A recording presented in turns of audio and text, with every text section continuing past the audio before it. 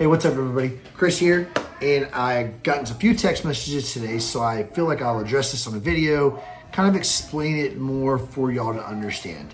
The Biden administration released potential policy changes that they could be rolling out over the next couple of months with regards to corporate rents, basically capping them at 5% increase.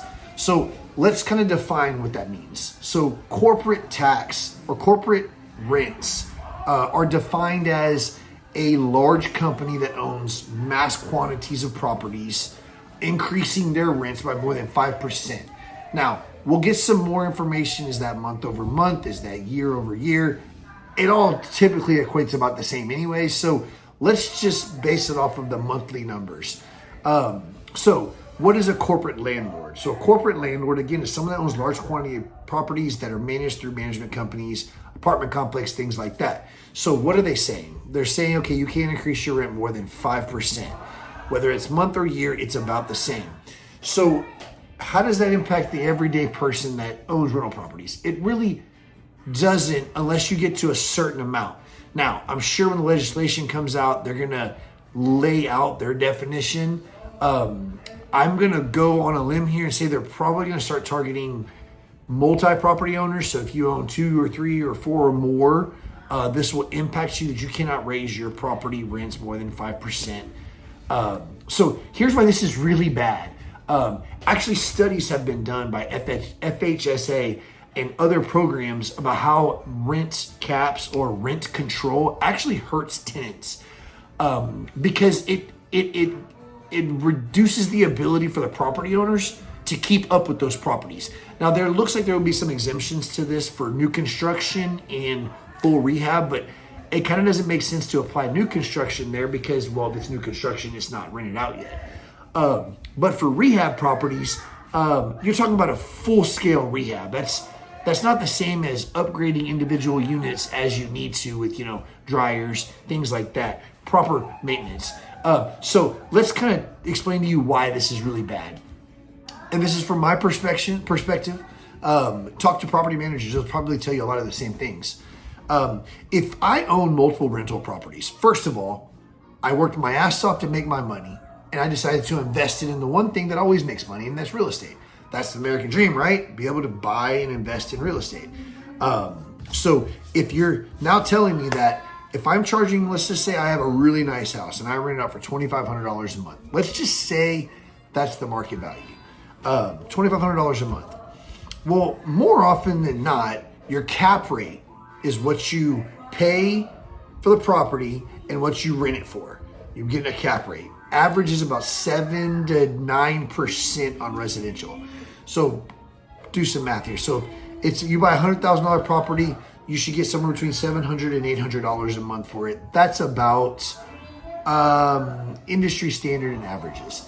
But what happens if the next year the county reassesses my property and let's just say it increases by $50,000? Whether it's really worth $150,000 or not, let's just say they do, I protest and I lose.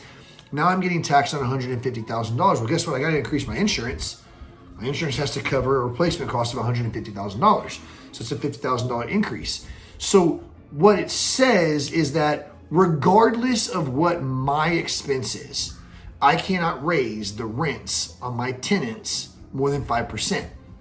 So here's why this hurts people. Because people that are living in a home that have a lease contract, clearly they're not going to raise their rent in a month that their contract is. For example, if you have a 12-month lease from January to January, I can't come to you in July and raise your rents. Can't do it. That's already built into contracts. So I can't raise your rent. Now, what I can do is at the end of the term, I can say, hey, guess what?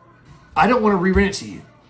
Simply because I can't increase my rents to cover my expenses. That's the whole point. I should have to absorb those expenses. I'm already paying the expenses. I cover those expenses with the rents. That's the point. That's what a P&L is, profit and loss. So in order for me to own that property, I have to maintain a level of profit that makes it worth keeping. And I have to have profit built in there for damages, repairs, things like that. Keep it in the coffer so I can make sure I can take care of these things. So if I'm having to bite into that, then I'm not able to fix the property correctly. So you build those raises into your rents. But I have a lease agreement in place. I can't make that adjustment to the end of the lease. So if you come in and say, hey, Mr. Owner, you can't raise my rent more than 5%. All right, cool. I just won't renew your lease. Well, guess what? You just another year in the market, and now you got to move out. It's going to cost you money, and you got to find another rental. It's going to cost you money, application fees, deposits, things like that. So now I'm going to go back. I'm going to give you your deposit back as long as the house is in good shape, and I'm going to raise the rent, and I'm going to rent somebody else because this is going to apply to active rentals. There's not a lot of logic in that policy, and there's been so much research that says rent caps are not good. They actually hurt tenants because, again, if I can't raise it with that tenant, I'll just wait till they move out, then I'll raise it.